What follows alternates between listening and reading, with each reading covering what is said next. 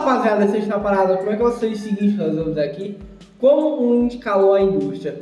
Bom, eu achei um vídeo muito interessante aqui pra gente ver.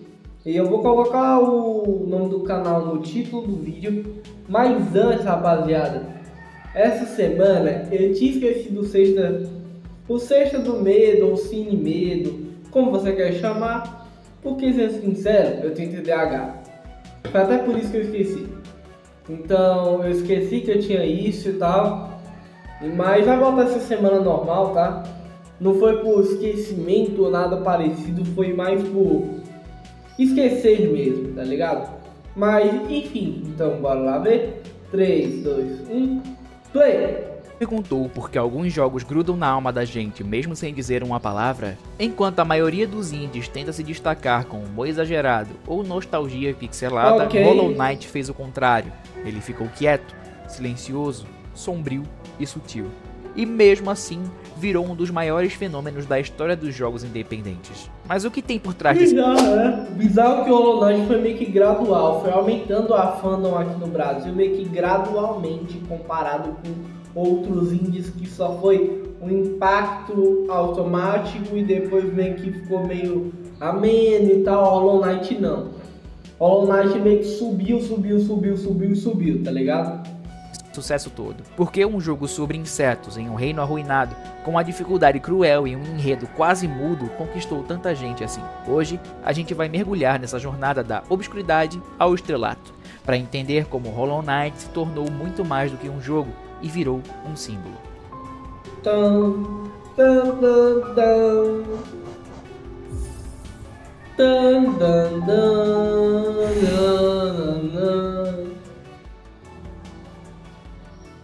Lá em 2014, dois artistas da Austrália, Eric Gibson e William Pellen, estavam experimentando ideias pequenas em jams de desenvolvimento de jogos. Um desses experimentos foi um protótipo feito apenas em 3 dias para a Ludden Dare, uma competição que desafia criadores a desenvolverem jogos completos em tempo limitado. O minigame, chamado Hungry Night, era simples, mas já carregava uma estética sombria, personagens pequenos e uma ambientação meio melancólica. Eles ainda não sabiam, mas ali estava o germe do que viria a ser Hollow Knight. Sério? Gibson e Pellen não tinham estúdio, equipe ou recursos, apenas uma ideia e uma vontade enorme de fazer algo diferente. Eles queriam um jogo que misturasse o estilo de exploração labiríntica de Metroid com o senso de descoberta de Zelda 2 e o mundo misterioso, brutal e silencioso de Dark Souls. Mais do que mecânicas, eles queriam criar uma atmosfera, algo que você não apenas jogasse, mas que você habitasse. A proposta era ousada, especialmente para 2 desenvolvedores independentes. Então, eles foram ao Kickstarter, uma plataforma de financiamento coletivo. A meta era modesta, $35 mil australianos. Não era dinheiro para fazer milagre, mas dava para começar. A campanha foi lançada com um trailer simples, algumas artes e uma promessa. Um mundo artesanal escuro, repleto de segredos com um combate desafiador e personagens estranhos. Nada de um textão marqueteiro, só ideia crua. E funcionou. As pessoas não se empolgaram com hype ou gráficos ultra realistas. Elas se conectaram com a proposta. A sinceridade do projeto chamou a atenção. Era como se fosse uma carta de amor a jogos clássicos, mas feita com uma identidade própria. A meta foi batida rapidamente e ainda passaram dela. Isso acho que não foi rapidamente não, tá? Demorou. Foi tipo assim, 3 dias antes e tal, se eu não me engano, que eles conseguiram bater $35 mil. Não foi assim não, uma dessas informações está errada, meu amigo. Mas não é uma crítica ao vídeo, mas é porque eu sou da comunidade de Hollow Knight, entre aspas, que eu tô entrando no hype e tal, o seu song, então eu fui ver como é que é a história e tal, e como os criadores criaram a história, então não é uma crítica, mas você tem que rever suas fontes, meu amigo. O que expandissem a ambição. Novos chefes, áreas extras, trilha sonora original. O escopo do projeto cresceu, mas sem perder controle. Com o financiamento garantido, a dupla fundou a Team Cherry, um nome modesto, que é quase caseiro, e passou os 3 anos seguintes trabalhando com obsessão em cada detalhe. Eles fizeram quase tudo manualmente, animações desenhadas quadro a quadro, mapas enormes interconectados, uma trilha sonora atmosférica composta por Christopher... Mano, uma coisa que eu só penso comigo mesmo, eu ainda não cheguei nem metade, tipo assim, eu não cheguei nem no 30% de Hollow Knight. Velho, dá vontade até de chorar de pensar. Larkin, que logo se tornaria uma das marcas registradas do jogo. Durante esse tempo, Hollow Não, Knight eu tô nem zoando, tá ligado? No meu novo save agora, eu não cheguei nem nos 30% e eu tô morrendo demais, velho. Minha nossa senhora, eu tô morrendo demais. Eu tô quase chorando. não era notícia em grandes portais. Não tinha marketing pesado, nem presença em eventos internacionais. Era um projeto silencioso, quase secreto, mas quem acompanhava sentia. Algo especial estava nascendo. Em 2017, o jogo foi lançado para PC, sem estardalhaço, sem trailer em conferência da E3, apenas mais um indie tentando achar seu espaço no meio de uma indústria saturada. Mas às vezes, quando uma obra é boa o suficiente, ela não precisa Ué, de barulho. Ela cria o próprio eco. o que aconteceu? Do nada. E foi exatamente isso que Hollow Knight fez. Hollow Knight não começa com uma introdução épica. Não há uma voz solene narrando os eventos passados, nem uma abertura cinematográfica te dizendo o que fazer ou por que fazer. O jogo simplesmente te deixa cair. Literalmente. E a partir desse momento, você está por conta própria. Pois é. Sem tutoriais extensos, sem flechas coloridas te dizendo para onde ir. A única coisa que te acompanha é o som abafado dos próprios passos, o eco distante do desconhecido e aquela estranha sensação de que tudo ali já foi importante um dia, mas não é mais.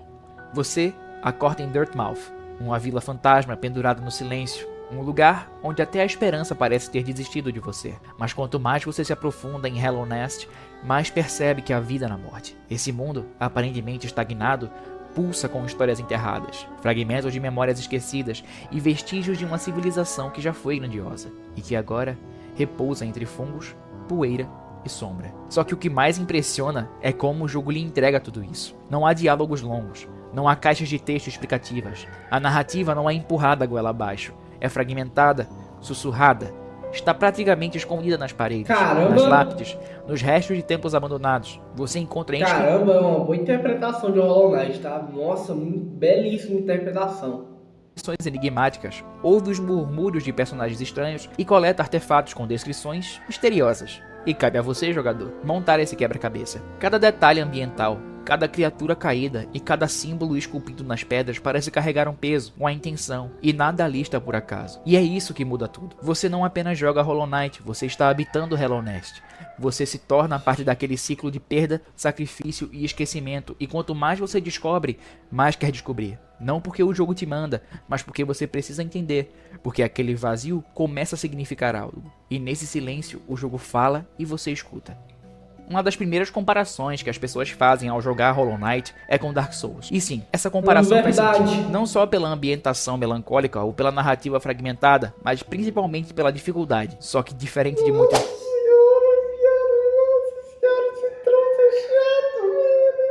Mano, Hollow Knight é a primeira interpretação gostosamente difícil, tá ligado?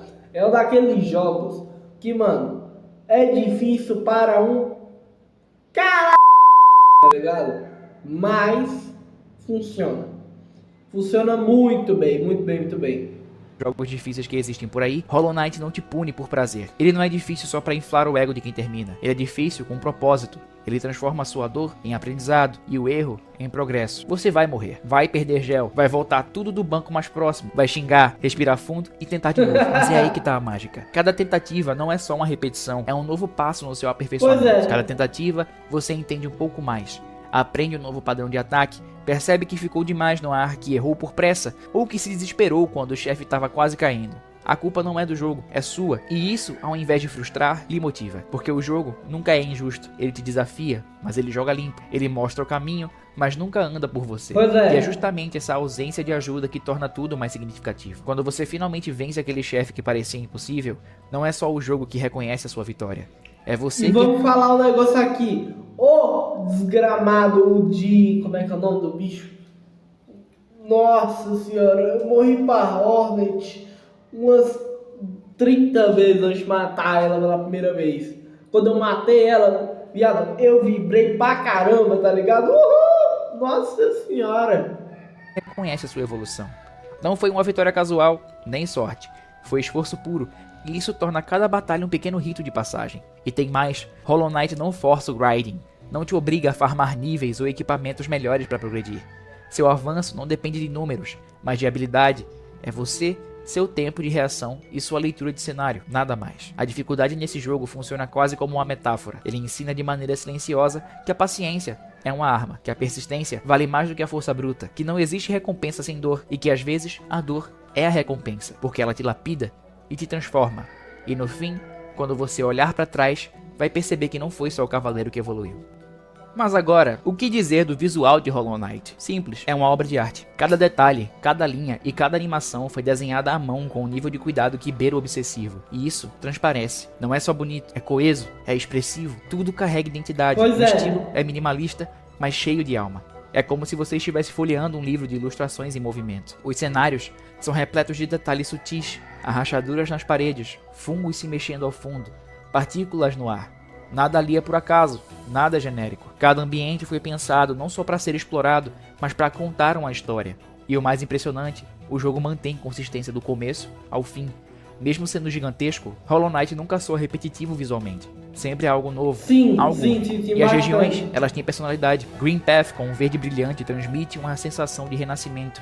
É selvagem e viva. Já Kingdom Zed é fria, melancólica, coberta por cinzas. Um cemitério silencioso de glórias antigas. Deepness, por outro lado, é um pesadelo. Escura, claustrofóbica e desconfortável de propósito, para fazer você sentir medo de estar ali. Sentir a repulsa. O próprio jogo faz questão de dizer, aqui não é para você ficar. Esse sentimento visual só se completa por causa da trilha sonora. Composta pelo talentoso Christopher Larkin, a música de Hollow Knight não tenta chamar a atenção, ela não está ali para se exibir, está ali para lhe acompanhar. E é justamente por isso que funciona tão bem. A trilha sonora age como uma ponte emocional entre você e Hollow Knight. Em momentos de descoberta, ela é curiosa. Em momentos de tensão, ela aperta o peito. E quando tudo se silencia, o silêncio também fala. Há trechos inteiros em que a ausência de música cria mais impacto do que qualquer melodia. Algumas músicas, como a de Seed of Tears, Turfmouth ou Crystal Peak, carregam uma melancolia tão profunda que parecem conversas não ditas.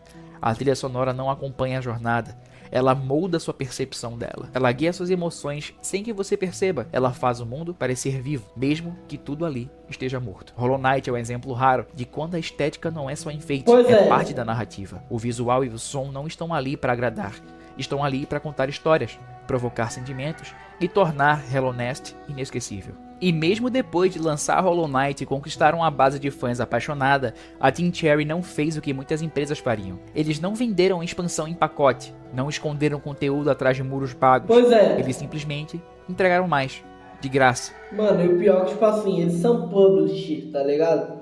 Isso deu uma liberdade muito grande pra eles, tá ligado? Eles já ganharam muito dinheiro com Hollow Knight.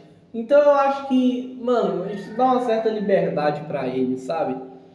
De fazer as coisas do jeito que eles querem. 4 DLCs foram lançadas após o jogo base, todos completamente gratuitos. E não estamos falando de conteúdos superficiais. Cada DLC trouxe adições substanciais ao universo de Hollow Knight. Novos chefes, novas áreas, trilhas inéditas, personagens misteriosos e mais segredos escondidos.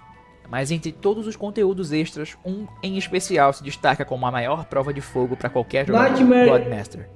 Com essa atualização, surgiu... Nightmare. Cara, essa porra é horrível, mano.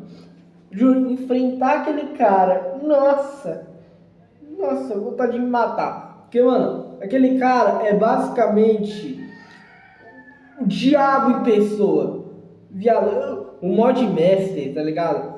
Enfrentar, os caras é até fácil comparado com aquele cara maldito, velho. Minha nossa senhora.